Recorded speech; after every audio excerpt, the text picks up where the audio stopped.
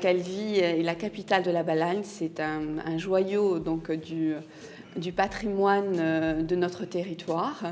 Et ce qui me vient à l'esprit, c'est le piano-bar chez Tao, qui est quand même considéré comme le temple des nuits calvaises. Et le piano-bar de chez Tao eh bien, rassemble une famille de Russes, de Géorgiens, qui se sont installés donc, au début du XXe siècle. Et donc Tao, le père de Taobi, le musicien, qui joue pratiquement tous les soirs, eh bien, c'était l'un des saltimbanques du prince Yusupov. Et quand il est venu à Calvi, il a eu un réel coup de foudre pour cette ville et il a décidé de s'y installer. Voilà, et c'est vrai quand on arrive à Calvi, c'est un peu ce sentiment que nous avons. C'est un vrai coup de foudre pour cet endroit. Voilà, et la Signorie fait partie de ces coups de foudre. Alors, comment j'ai eu l'occasion d'arriver dans ces lieux? Eh bien parce que au sein de l'Office du tourisme, nous organisions une grande exposition d'art contemporain qui se nomme la Rencontre d'art contemporain de Calvi. Et nous avons eu la chance donc d'organiser le dîner qui rassemblait les artistes au sein de cet établissement. Et nous avons pu partager des moments assez inouïs avec l'ensemble de ces artistes. Et justement, peut-être l'une des symboliques qui décrit bien cette ville de Calvi et cette Balagne, c'est vraiment la rencontre entre les gens. Et c'est peut-être plus, je dirais, au-delà du paysage qui est un écrin, c'est vraiment ces moments privilégiés avec les visiteurs de la ville, avec les amis de cette ville, avec les amis de ce territoire. Et pour promouvoir ce territoire, nous avons mis, nous, l'accent sur ce fil conducteur. Voilà. Et d'ailleurs, nous disons très volontiers aux visiteurs potentiels qui vont se rendre dans nos territoires, c'est la promesse d'une rencontre que nous vous faisons. La rencontre avec les forces vives de ce territoire, elles sont tout à fait nombreuses. Vous avez donc des artisans d'art, vous avez des producteurs d'huiles essentielles, parce que l'un des axes aussi qui caractérise ce territoire, c'est aussi le bien-être.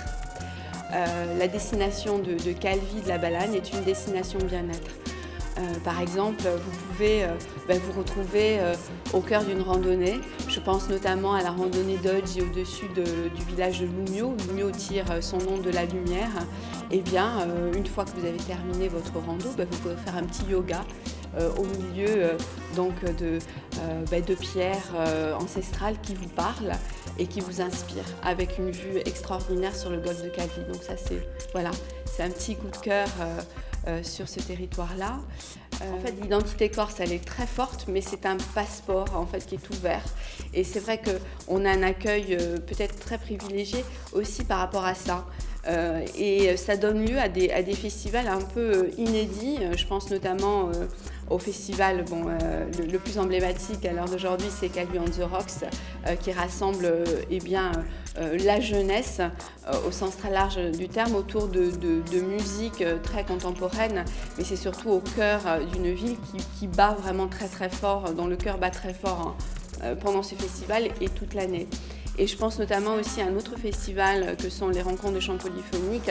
En fait, on ne s'est pas arrêté au chant polyphonique corse. On l'a ouvert à tous les peuples qui ont en commun cette expression de la voix et cette expression polyphonique. Donc nous avons à Calvi accueilli des Inuits, nous avons accueilli des Tibétains au cœur de la citadelle. Voilà, donc c'est vraiment ce qu'il faut retenir de ce territoire, c'est cette ouverture humaine pour celui qui est accueilli. Alors la Balagne est située au nord-ouest de la Corse. Elle démarre au nord à partir de Pietralba, qui est la porte d'entrée de la Balagne. Ensuite, vous avez donc le joyau de la plage de l'Ostricone et elle finit au sud à Galéria. Et les deux portes d'entrée, donc il y a 36 villages en Balagne, et les deux portes principales d'entrée du territoire sont Calvi, évidemment, la capitale de la Balagne, et l'Île-Rousse, qui est l'autre petite ville à 23 km de Calvi. Alors c'est vrai qu'il y a beaucoup de stars qui séjournent au sein de nos territoires et qui y habitent parfois plusieurs mois de l'année. Et je pense que si les stars s'y sentent bien, c'est qu'elles considèrent notre territoire comme un refuge. On ne s'exhibe pas en Balagne. On est bien en Balagne, on est tranquille, on est dans l'intimité du territoire, des terres et des gens que l'on rencontre, des amis. On n'est pas à Saint-Tropez, où là on a plus tendance à s'exhiber.